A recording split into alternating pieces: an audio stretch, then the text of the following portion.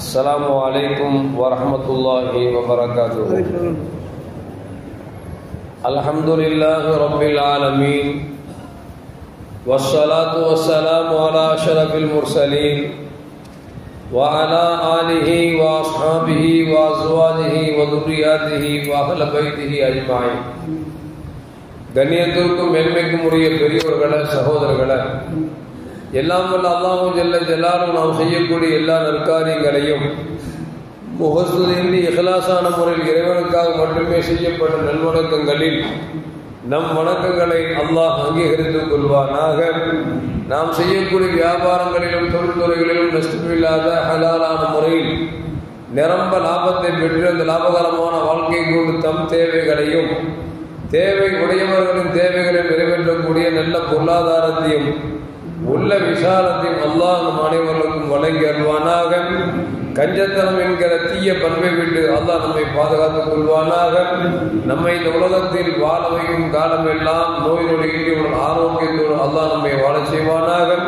அந்த ஆரோக்கியமான வாழ்க்கை கொண்டு அல்லாஹ் ரசூலை நெருக்கக்கூடிய அனைத்து நல்லமல்களையும் புரியக்கூடிய நல்ல முத்தகீன்களின் கூட்டத்தில் அல்லாஹ் நம்மை ஆக்கி அருள்வானாக. திடீர் மரணங்களை விட்டும் தீய மரணங்களை விட்டும் நம்மையும் நம் குடும்பத்தையும் நம் சமூகத்தையும் அல்லாஹ் முழுமையான முறையில் பாதுகாத்துக் கொள்வானாக. மருத்துவமனையில் செலவீடுகளை விட்டும் வேதனைகளை விட்டும் அல்லாஹ் நம்மை காத்தருள்வானாக. நம்மில் யாரெல்லாம் நோயால் பாதிக்கப்பட்டு வீடே கதி என்றும் ஆஸ்பத்திரியை கதி என்றும் அல்லல்பட்டும் அவதியுற்றும் இருக்கிறார்களோ மக்களுக்கெல்லாம் அல்லாஹ் நோயை போக்கி பரிபூர்ணமான ஒரு ஆரோக்கியத்தை வளர்ப்பதோடு அவர்களை கொண்டு அவர் குடும்பத்திற்கும் சமூகத்திற்கும் நல்ல பலன் தரக்கூடிய மக்களாக ஆக்கி அருள்வானாக. நாம் இந்த உலகத்தில் வாழ்ந்து மறைகிற நேரத்தில் லா இலாஹ இல்லல்லாஹ் முஹம்மது ரசூலுல்லாஹ் என்ற கலிமாவை ஒளிர்ந்து ஜன்னத்துல் ஃபிர்தௌஸை கண்ணால் கண்டு அகமகிழ்ந்து சிரித்த வண்ணமாக மரணிக்கக்கூடிய நல்வாக்கியம் என்ற மக்களில் அல்லாஹ் நம்மை ஆக்கிக் கொள்வானாக. மரணித்தும் மரணிக்காத இறைநேசர்களின் கூட்டத்தில் நம்மை ஆக்கி அருள்வானாக. நாளை மறுமையிலே மாணவி ஸல்லல்லாஹு அலைஹி வஸல்லம் அவர்களின் திருக்கரங்களால் ஹவுதுல் கௌசர் என்கிற தடாகத்தின் நீர் பருகி அன்னாரின் ஷஃபாஅத்தை பெற்று அன்னாரின் கரம் பிடித்து ஜன்னத்துல் ஃபிர்தௌஸ் என்ற உயர்ந்த சொர்க்கத்தில் அவர்கள் பணியாளர்களாக அல்லாஹ் நம்மை அங்கீகரித்துக் கொள்வானாக. எல்லாவற்றுக்கும் மேலாக இறை அன்பை பெற்று இறைவனை பார்த்து பரவசமடையக்கூடிய அவனுடைய நிக்காவையும் ரிதாவையும் பெற்ற மக்களில் அல்லாஹ் நம்மை ஆக்கிக் கொள்வானாக. அருமையான மூமின்களே, யாரையும் எந்த செயலையும் லேசாக எண்ணிவிட வேண்டாம் என்பதற்கு ஒரு கதை ஒன்று சொல்வார்கள். 3 படித்த பட்டதாரிகள், ஒரு IAS, ஒரு IPS, ஒரு டாக்டர், 3 பேரும் ஒரு ஊருக்கு போகணும்னு சொல்லி போனாங்க. அந்த ஊருக்கு போகணும் அப்படின்னா ஒரு நீர் நிறைந்த இடத்தில் படகில் சவாரி செய்துதான் அக்கறைக்கு செல்ல வேண்டும். 3 பட்டதாரிகளும் படகுல ஏறிட்டாங்க. படகை ஓட்டி கொண்டே இருக்கிறார். படகு போயிட்டே இருக்கும் பொழுது 3 பேரும் கர்வத்தில் இந்த படகு ஓடுறவரை என்ன படிச்சிருக்காரு அப்படின்னு சோதிக்க சொல்லிட்டு ஒரு ஆள் கேட்டாரு, ஐயா என்ன படிச்சிருக்கிறீங்க அப்படின்னு ஒன்று. அவர் சொன்னாரு, நான் படிக்கலாம் இல்லைங்க அப்படின்னு ஒன்று. என்னங்க வாழ்க்கையை பாதியை வேஸ்ட் பண்ணிட்டீங்க அப்படின்னு சொன்னார். இன்னொரு ஆள் கேட்டாரு, எதையாவது சேமிச்சு வச்சிருக்கீங்களா அப்படின்னாரு. அவர் சொன்னார், ஒன்றுமே சேமிக்கல அப்படின்னாரு. வாழ்க்கையை முக்காவாசி நீங்க வீணாக்கிட்டீங்களே அப்படின்னு சொல்லி இன்னொரு பட்டதாரி சொன்னார். படகு போயிட்டே இருக்குது. திடீர்னு படகு அங்குக்கும் மழை போத ஆரம்பித்து விட்டது. படகோட்டி கேட்டாரு, ஐயா உங்களுக்கு எல்லாம் நல்லா படிச்சிருக்கிறீங்க, நீச்சல் தெரியுமான்னு கேட்டாரு. அவங்க 3 பேருக்கு நீச்சல்லாம் தெரியாது ஐயா, இந்த படகு கவலை போது உங்க வாழ்க்கையை வேஸ்ட் ஆக்கிட்டீங்களே அப்படின்னு சொல்லி இந்த 3 பட்டதாரிக்கும் அவருக்கு படகு ஓட்டி சொன்னார். எதுக்கு சொல்ல வர்றோம் அப்படின்னா, படித்தவனுக்கு ஒரு திறமை இருக்கிறதுன்னு சொன்னால் படிக்காதவனுக்கு ஒரு திறமை இருக்கு. அல்லாஹ் உலகத்தில் எதெல்லாம் படைச்சாலும் எதையுமே வேஸ்டா படைக்கிறது இல்லை. இன்னைக்கு பார்த்தோம்னா முன்னால நம்ம வீடு ஓரங்கள்லாம் செடி கொடிகள்லாம் கிடக்கும். அது சாதாரண புடிங்கி போடுவோம். நமக்கு ஒரு மவுஸ் தெரியாம இருந்துச்சு. இப்போ இந்த வாட்ஸ்அப் தளத்தில் வந்த பிறகு ஒவ்வொரு செடியிலும் என்ன மருத்துவம் இருக்குன்னு பார்த்துட்டு நம்ம எதையெல்லாம் ஒதுக்குறோமோ அதெல்லாம் நம்ம உடல் இருக்கக்கூடிய நோய்க்கு அருள் மருந்து எடுத்து சாப்பிட்டு உட்கார்ந்துட்டு இருக்கோம்.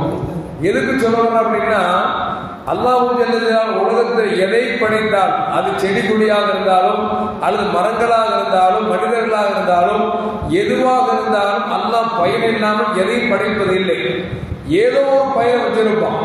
அதனால் நம்ம படிச்சுட்டோம் அப்படிங்கிறதுனால படிக்காதவங்களாம் முட்டாள் அப்படின்னு நினைக்கக்கூடாது.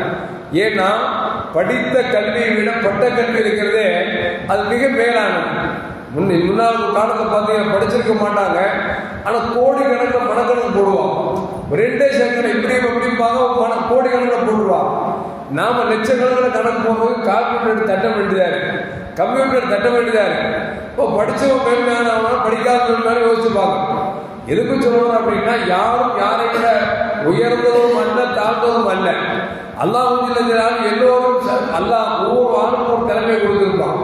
அந்த திறமையை பாராட்டி செல்ல வேண்டும் தவிர நாம படித்திருக்கிறோம் படிக்கவில்லை என்பதற்காக படிக்காதவெல்லாம் முட்டாளன்னு சொல்லிவிட முடியாது, படித்தவெல்லாம் அறிவாளின்னு சொல்லிவிட முடியாது. செய்தினா உமர் ஹத்தாப் ரலியல்லாஹு காலத்துல உமர் ரலியல்லாஹு தஆலா அவர்கள் கூஃபா நகரத்துக்கு சஅத் என்று சொல்லக்கூடிய ஒரு சஹாபியை நியமிச்சிருந்தாங்க ஆட்சியாளர்களுக்காக. அவங்க போய் கூஃபால நல்ல முறையில ஆட்சி ஆண்டுட்டு இருக்கிறாங்க. ஆனா என்ன அப்படின்னா, அந்த கூஃபா மக்களுக்கு பலருக்கும் இவரை பிடிக்கலன்னா எல்லோருக்கும் பிடிக்கல. ஒரு ஆள் விஷமக்கத்தை பரப்பி என்ன செய்யறாங்க, ஊர்ல இருக்கிற மக்கள்கிட்ட எல்லாத்துலயும் இந்த அப்படி இப்படின்னு சொல்லி தவறான சிந்தனை உருப்படுத்திட்டே இருக்கிறார். இது என்ன அவங்க சொல்லுவாங்கல்ல, அடிக்க அம்மி நகருங்கிற மாதிரி அவர் கெட்டவர் 10 பேர் சொல்லும் பொழுது இந்த 10 குப்பு மூட்டை என்ன செய்யும் அப்படின்னா, அந்த ஒரு ஆள் என்ன சொன்னாலும் அதே திருப்பி சொல்லுவாங்க. அந்த மாதிரி சாதனை எல்லாம் சரியில்லை சொல்லி ஒரு ஆள் விஷமக்கத்தை பண்ணி ஊரெல்லாம் பரப்புற அன்னைக்கு பல பேர் இருக்காங்க. அல்லாஹ் காப்பாத்து. ஏன்னா அவங்க வேலையே அதே வேலை தான். இந்த மனுஷன் இருக்கிறார் அப்படின்னா சாதனத்தை சரியில்லை சொல்லி ஊரெல்லாம் பரப்பி வச்சுட்டார். என்ன வேலை என்ன செய்யுது? இப்ப கூஃபா நகருக்கு வந்து இவருக்கு ஆட்சிய அதிகாரத்தை வாங்கிட வேண்டியதுதான்.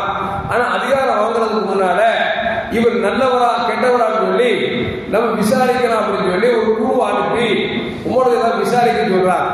அந்த கூஃபாவை விசாரிச்சா எல்லாரும் பெரும்பான்மையான மக்கள் நல்லவர் தான் சொல்றாங்க.